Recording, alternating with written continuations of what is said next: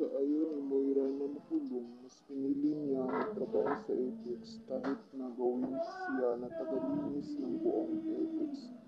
Naparmi si Moira dahil ang mga doktor na nautusan niya maglinis ng mga sasakyan ay mismo nagtanong sa kanya kung bakit siya nagmap, na kung saan ay tinatarayan pa rin niya, habang si Giselle naman ay napahamon kay Moira na maglukuhan na lang sila ni Moira. Total si Moira rin naman ang unang niloko sa pagbenta ng shares ni RJ sa Apex.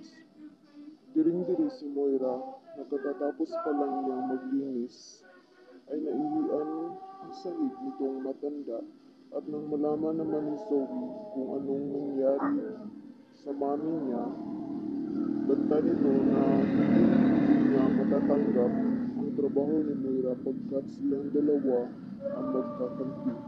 Habang banta naman ni Giselle kay Moira na hindi siya dapat magreklamo dahil kapag hindi ito sumusunod sa mga utos ni Giselle sa kanya ay makukulong si Moira. Para sa update, huwag mo natin kalimutan ang click to subscribe